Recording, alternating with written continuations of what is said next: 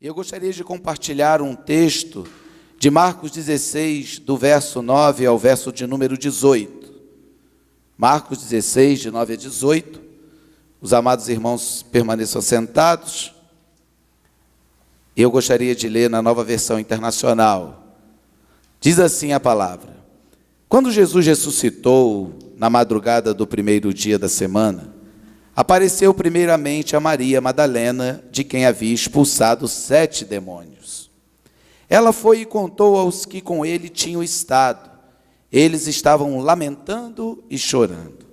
Quando ouviram que Jesus estava vivo e fora visto por ela, não creram. Depois Jesus apareceu noutra forma a 2 deles, estando eles a caminho do campo. Eles voltaram e relataram isso aos outros, mas também nestes eles não creram. Mais tarde Jesus apareceu aos 11, enquanto eles comiam. Censurou-lhes a incredulidade e a dureza de coração, porque não acreditaram no que o tinham visto depois de ressurreto. E disse-lhes: Vão pelo mundo todo e preguem o evangelho a todas as pessoas. Quem crer e for batizado será salvo, mas quem não crer será condenado. Estes sinais acompanharão aos que crerem.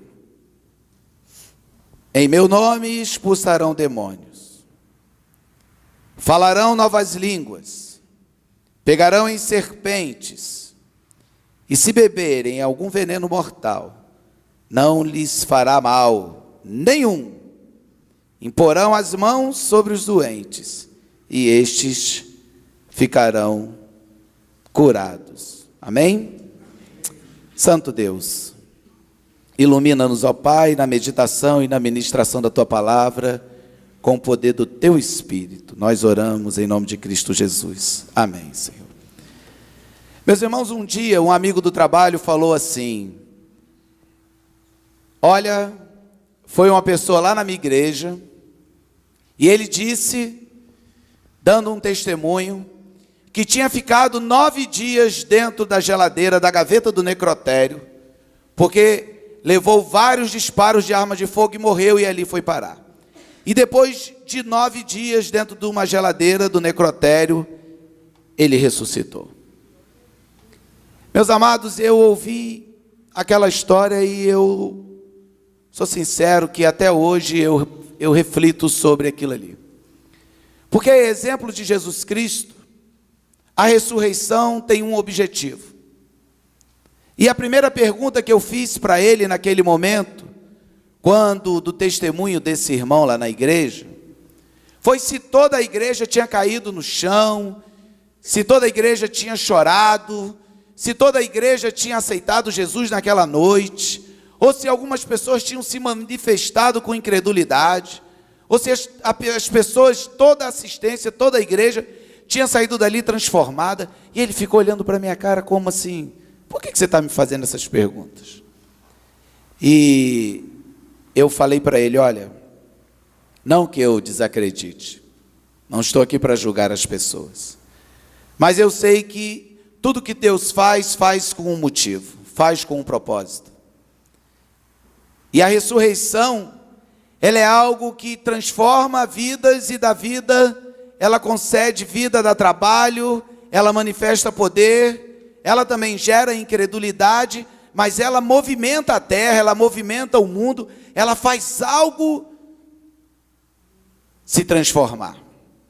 Nós temos vários eventos, várias histórias em hospitais, mas essas histórias, elas sempre se traduzem na conversão de todo o plantão médico, de toda uma unidade de terapia intensiva. Ela se transforma na conversão de toda uma família. E o testemunho, na realidade, é a transformação da vida das pessoas que por essa ação foram impactadas. Porque tão somente falar da ressurreição de Cristo nada significa se ela não transformar as vidas, se ela não mudar a igreja, não mudar o comportamento das pessoas. A ressurreição de nada serve. Jesus teria morrido em vão. Agora, se a ressurreição produz algo no nosso coração, essa ressurreição, é eficaz. Ela de fato aconteceu. E é por isso, meus amados, que eu queria meditar sobre o que a ressurreição produz, segundo o texto que nós acabamos de ler. No verso de número 11 até o verso de número 13, o texto diz que ela produz incredulidade. Parece até um paradoxo, mas é. O texto fala que elas não creram quando ouviram que Jesus estava vivo. Eles não creram. O texto diz, meus amados irmãos, no verso de número 13, que eles voltaram e relataram isso aos outros, mas estes também não creram. E é muito interessante, porque todos nós sabemos que os 3 anos e meio que Jesus caminhou na face da terra, ele disse que ele iria morrer e iria ressuscitar no 3º dia. Mas mesmo ele avisando que isso aconteceria, essas pessoas não creram que Jesus havia ressuscitado. E a ressurreição, meus amados, ela produz isso na nossa vida. Não porque nós não aceitamos a Jesus, não porque nós não confiamos em Jesus, mas porque ele é algo que foge à natureza, que foge à naturalidade das coisas. Ela absorve tudo aquilo que nós compreendemos como sendo racional. Você aceita, meus amados irmãos, que um avião com 300 pessoas plane durante várias horas e quilômetros? Você aceita que alguém caia de um edifício de 20 andares e bata no chão e não morra? Mas nós não aceitamos, por uma questão de racionalidade, que alguém que morra ressuscite, e estando morto depois de 3 dias. E isso foi o que aconteceu com Jesus Cristo. E é muito importante que nós, servos do Senhor, compreendamos que a ressurreição é um fato. Porque junto da ressurreição vem tudo aquilo que nós depositamos através da fé nas mãos do Senhor. Então nada, quando eu compreendo a ressurreição, nada que existe na face da terra é demasiadamente difícil ou impossível para Deus, como diz o profeta Jeremias. A ressurreição, meus amados irmãos, é um ato que faz com que as pessoas mudem o seu comportamento. Quando eu compreendo que alguém morreu e ficou 3 dias sepultado e ressuscitou, eu estou confrontando tudo aquilo que é racional. Isso é importante que fique muito claro, porque nós, servos de Deus, crentes no Senhor Jesus Cristo, temos muita dificuldade de pregarmos isso para as pessoas que se dizem racionais.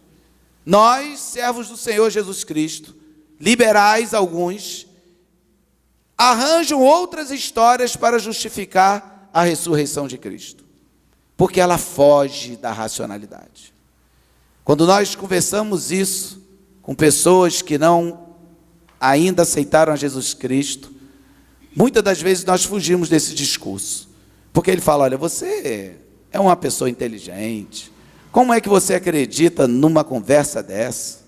A Bíblia colocou isso daí para poder justificar um comportamento, enganar um público, um povo daquela época. Mas isso, meus amados irmãos, por mais incredulidade que gere na face da terra, em nós, ou naqueles que estão ainda fora da igreja, aqueles que ainda não reconheceram Jesus como seu único e suficiente Salvador, essa ressurreição existe.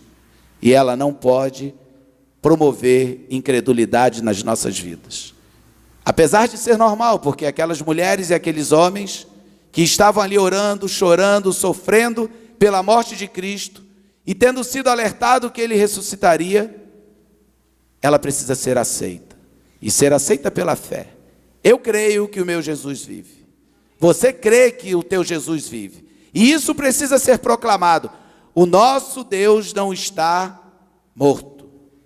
O nosso Deus não está pendurado em uma cruz. Se você procurar todos os outros deuses nas covas, lá estarão os seus restos mortais. O de Jesus Cristo não está lá. E ele não está em nenhum lugar da face da terra, porque ele é ressurreto. E existe comprovação bíblica da ressurreição de Cristo. E eu e você precisamos crer nisso. Outra coisa, meus amados, que a ressurreição produz é o trabalho. O verso de número 15 diz assim, e isso é muito interessante: vão pelo mundo todo e preguem o evangelho a todas as pessoas. Ele disse que, olha, eu cumpri com a minha missão. Eu vim no mundo, preguei, ensinei e curei. Agora vocês vão sair por todos os confins da terra e vão fazer a mesma coisa. Vocês vão pregar a palavra, vocês vão ensinar a palavra e vocês vão curar os enfermos. E a base para todas essas coisas está na ressurreição. A base para a atitude da igreja e dos servos de Deus para o trabalho na seara santa está na fé que você possui, que teu Jesus é vivo. O nosso Deus, meus amados irmãos, é um Deus vivo. Hoje pela manhã nós falamos da menina que estava cativa na casa de Naamã. E tanto ela quanto o profeta disse para o rei: Naamã saberá que há um profeta, há um homem de Deus em Israel. A sociedade precisa saber que existe uma igreja que cultua um Deus vivo, um Deus que não deixou um legado de uma palavra que se transformou em um meio de autoajuda, mas sim um Deus que opera hoje, e não que deu corda no mundo e deixou o mundo caminhando, e um dia essa corda vai acabar e Deus está em algum lugar que nós não sabemos. E essa, meus amados irmãos, esse é um trabalho nosso, essa é uma obra que nós precisamos realizar. A ressurreição de Jesus nos dá autoridade para o trabalho. A palavra de Deus diz que nós somos nação santa, ela diz que nós somos sacerdócio real, ela diz que nós somos propriedade exclusiva de Deus para proclamarmos as virtudes daquele que nos tirou das trevas para a sua maravilhosa luz. E quando eu faço assim com a minha mão, eu estou querendo que você aprenda a estender as tuas mãos e olhar se há nessas mãos as marcas do trabalho da tua seara, da seara do Senhor. Nós precisamos, meus irmãos, trabalharmos para que o nome do nosso Deus seja exaltado. Não é uma decisão sua, é um mandamento de Deus. Nós não temos opção. Se você é servo ou serva do Senhor, você precisa proclamar as virtudes daquele que te tirou das trevas. E a palavra de Deus diz que você faz isso alicerçado no poder da existência eterna de Jesus Cristo. E não alicerçado na sua intelectualidade, nos seus momentos, alicerçado na sua força física ou na sua capacidade financeira, mas alicerçado no relacionamento que você tem com Deus vivo. E é isso que a ressurreição produz na nossa vida. Eu ando com Deus. Meus amados, Deus está nesse lugar. E nós sabemos que Ele está aqui, não porque o pastor Josiel tem dom de visão e está vendo Deus aqui dentro, não. É porque a palavra de Deus nos promete e garante isso. E eu sei que quando eu caminho e trabalho para o Senhor, eu não estou caminhando e trabalhando sozinho. Deus está comigo e está na minha frente. Então eu não posso, como eu costumo dizer, dar férias para os meus pés. Crente não usa rider. Crente trabalha, meus amados. E trabalha porque foi separado para viver eternamente. E detalhe, sem nada merecer. Todos aqueles que foram salvos, escolhidos no conselho da Santíssima Trindade, o foram pela graça, pela única e exclusiva vontade de Deus. Deus olhou para Cristo e no pacto da redenção, você foi escolhido. E o sangue de Cristo hoje te cobre e te purifica de todo pecado e capacita você para toda boa obra.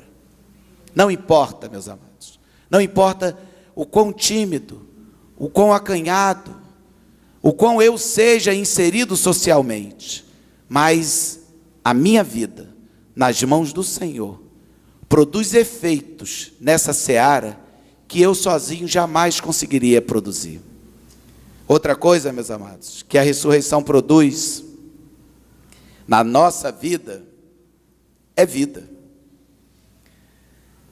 O verso de número 16 diz assim: quem crer e for batizado será salvo, mas quem não crer será condenado. Meus irmãos, quem crer no quê? A palavra deixa muito claro: quem crer nas verdades do Senhor Jesus. E a palavra de Deus em João 17 diz: a tua palavra é a verdade. Quem crê na palavra de Deus e compreende que essa Bíblia é a palavra de Deus e não contém a palavra de Deus, ela é a palavra, essa pessoa vai ser salva. Essa pessoa vai andar com Cristo. Essa pessoa vai deixar de ser um zumbi perambulando pela face da terra e vai ter vida de verdade, vida plena. E isso quem garante é o Senhor Jesus, porque Ele diz, meus amados irmãos, que Ele é o primogênito da ressurreição. Como diria um amigo, nós somos o segundogênito da ressurreição. E aí segue a lista. Meus amados, nós temos vida porque Jesus ressuscitou. Nós temos vida porque Jesus cumpriu a sua missão. Nós hoje podemos falar, meus amados irmãos, que a vida pulsa eternamente dentro do nosso coração, porque Jesus foi lá e cumpriu com a missão, e uma missão extremamente árdua. Caminhar como Ele caminhou, ser escorraçado como foi, subir na cruz como subiu, voluntariamente. Porque Pilatos vira para ele e fala assim: olha, conversa comigo, porque eu tenho autoridade para te tirar deste julgamento e da mão destes homens. E aí eu fico imaginando aquela cena, né? Jesus olhando para Pilatos assim de cima embaixo. Não estava olhando para qualquer pessoa não, tá, gente? Estava olhando para Pilatos de cima embaixo e fala para ele assim: nenhuma autoridade você teria se meu Pai não te concedesse. Jesus naquele momento estava dizendo: eu sou a autoridade que te constituiu para fazer com que eu chegue naquela cruz. Porque existe um projeto do reino para a salvação daqueles que foram escolhidos em Cristo Jesus. Meus amados, e esse projeto do reino atinge você. Jesus morreu por você. Jesus não morreu por outra pessoa que você não conhece, não, Ele morreu por você. E essa ressurreição de Cristo produz a sua vida. Meus amados, quando eu olho para a minha insignificância, como o irmão Paulo Rogério orou ali fora, dá vontade de andar o resto, e não é exagero, o resto da minha vida de joelhos, agradecendo a Deus pela vida eterna que eu tenho, porque sem esse sacrifício na cruz do Calvário eu não teria essa vida. Sem essa ressurreição eu iria tão somente fazer parte de um processo biológico, sendo enterrado e sendo alimentado pelos bichos, e os bichos se alimentando de mim, e pronto. Mas não, Deus resolveu me conceder vida eterna e me promete, e me assegura, através da sua palavra, que eu estou aqui nas mãos dele, preso nas mãos do Senhor, e que um dia, quando Jesus voltar para buscar a sua igreja, não importa que eu esteja ou não esteja nesse mundo, eu vou receber um corpo totalmente regenerado, e o Espírito do Senhor vai habitar neste corpo e nós iremos viver com o Senhor para todo sempre. É essa vida que Deus nos concede. E sabe como é que Ele concede isso, meus amados? Com a morte e ressurreição. Aquelas mulheres, quando chegaram diante do sepulcro, elas se abateram, sabe por quê? Porque elas pensaram, acabou tudo. Jesus morreu e ainda roubaram o corpo dele, e nós não podemos nem tratar do luto. Não podemos nem cuidar do corpo até que ele se decomponha totalmente. Mas naquele momento, com aquela morte, Jesus estava inaugurando a vida. E hoje, nós usufruímos, meus amados irmãos, dessa vida que há na ressurreição. E é muito interessante que tem muita gente que acaba dizendo o seguinte: olha, não é bem assim, você está equivocado. Essa história de vida eterna, ela é uma construção para que nós consigamos manter vivo aquilo que está fora do corpo. E alimentam, meus amados irmãos, conceitos platônicos da existência da alma, da vida, e nos conduzem muitas das vezes para caminhos distantes do Senhor, com ideias mirabolantes, liberais, que nos distanciam do real significado da ressurreição. E isso não pode tomar conta da nossa vida. Nós precisamos crer nesse Deus que nos dá vida. Senão a gente fica igual aquele crente que estava dirigindo, e aí o combustível estava lá embaixo. E aí ele falou, caramba, o próximo posto é só daqui a 100 quilômetros, o que eu faço? Aí ele começou a orar. E orando, de repente, o ponteiro do combustível encheu. Aí ele falou, não acredito, o ponteiro voltou. Ou nós acreditamos, ou não acreditamos. Ou a ressurreição é o motivo da nossa existência na eternidade, ou nós precisamos repensar o nosso relacionamento com o Senhor. Por último, meus amados, segundo o nosso texto, a ressurreição também produz poder. Isso é maravilhoso. Diz o verso 17 e 18. Eu vou ler só o 18. Pegarão em serpentes, e se beberem algum veneno mortal não lhes fará mal nenhum. Imporão as mãos sobre os doentes, e eles ficarão curados. Meus amados irmãos, o Senhor Jesus diz lá em Lucas 24:49, que era para que aqueles homens permanecessem na cidade, até que eles fossem revestidos de poder do alto, para que pudessem exercer essa autoridade do Senhor. Hoje nós temos uma dificuldade muito grande com essa questão do poder de Deus, de nos assenhorarmos do poder do Senhor para a realização de toda boa obra. E isso é um prejuízo imenso para a igreja, porque anula nada mais, nada menos do que o sacrifício de Cristo na cruz do Calvário e a sua ressurreição. Porque o Senhor Jesus diz que aqueles que irão trabalhar, no verso 15, vão seguir a estes alguns sinais. E os sinais serão esses, dentro da necessidade que se apresentar a cada um. E diz o texto que todo o poder que cada um dos servos de Deus receberem na face da terra, ele provém do alto e é para a glória daquele que te deu essa autoridade. As pessoas precisam ser conduzidas para os pés da cruz, meus amados irmãos, e não para os pés das pessoas que se dizem detentoras do poder. Deus cura quem Ele quer e usa para curar também quem Ele quer, mas Ele não cura quando eu quero, e sempre quando eu quero, ou só usa a mim para fazer isso. Eu não sou detentor do poder de Deus na face da terra, eu sou um instrumento do Senhor na face da terra, para fazer a diferença, e que se necessário for, como aconteceu com Paulo, a serpente vai me picar, e eu vou sacudir a mão e ela vai cair no fogo, e nada vai acontecer comigo. E meus amados, me desculpem aqueles que não concordam com a contemporaneidade dos dons, mas isso não foi feito para justificar a apostolicidade. Isso foi feito para acompanhar aqueles que iriam trabalhar na obra do Senhor.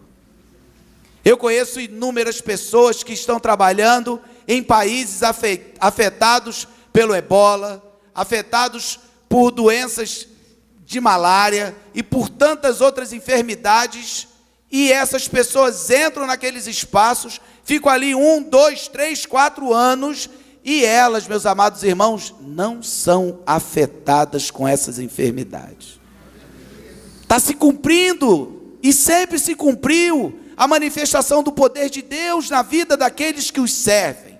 Agora, meus irmãos, se você não crê na ressurreição, e se o seu trabalho não é para glorificar o nome do Senhor Jesus, mas sim o seu, você quer honra para si, quer honra para que a sua igreja seja a mais operosa, a mais cheia, a mais popular, isso não vai acontecer, a não ser que seja mentira, a não ser que a gente monte teatros, e por conta desses teatros, que são extremados, nós acabamos indo para o outro extremo, e abandonamos essa autoridade que o Senhor Deus nos concede, e muitas das vezes, deixamos inclusive, de exercermos essa autoridade sobre a nossa casa, na nossa família, com os nossos filhos, com os nossos maridos, esposas, na igreja.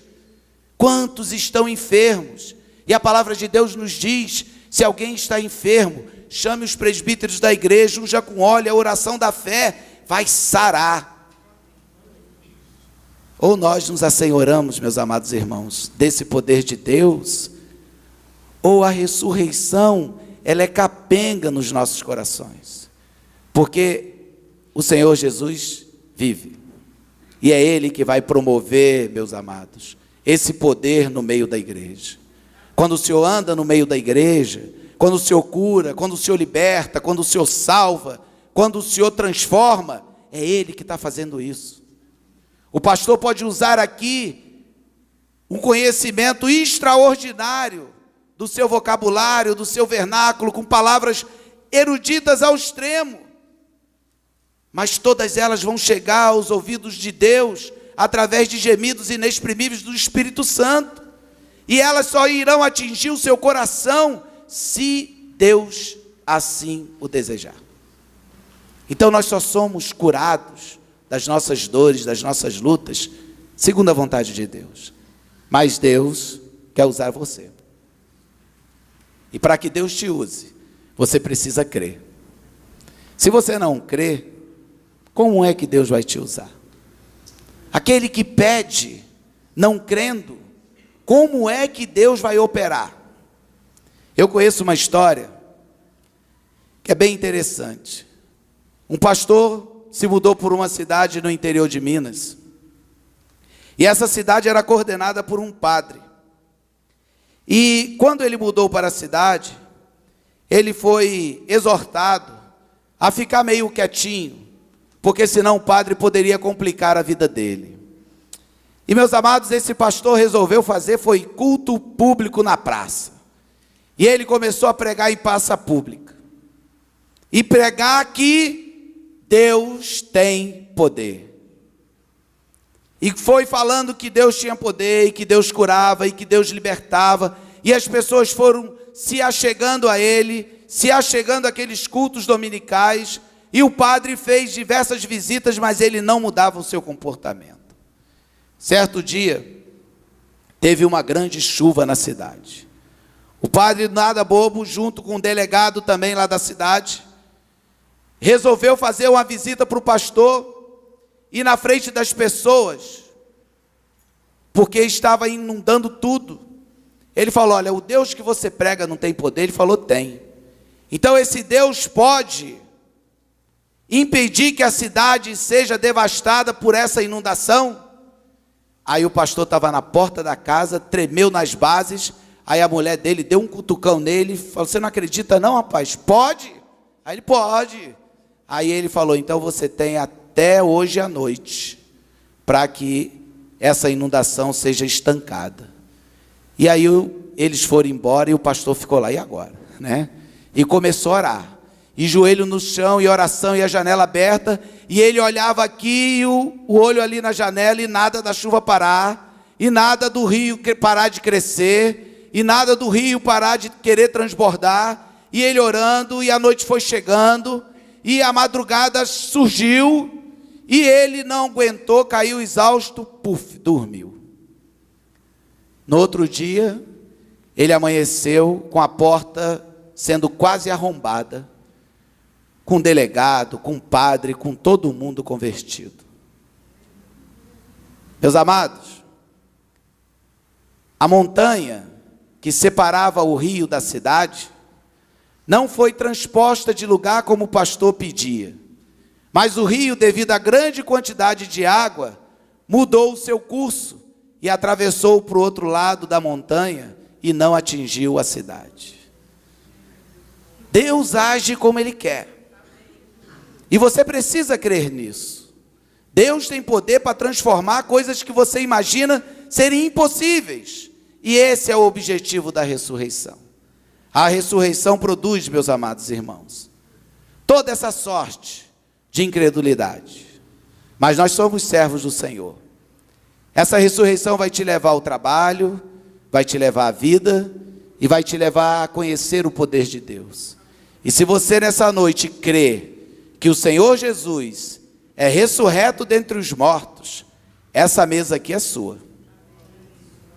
Cada elemento desse aqui te pertence, porque Ele se rasgou e derramou seu sangue por nós, para que nós crêssemos que através da ressurreição, a igreja teria uma vida totalmente diferente das demais pessoas da face da terra. E nós somos essa igreja. Uma igreja que acredita no poder de Deus. Uma igreja que acredita que o Brasil vai ser melhor.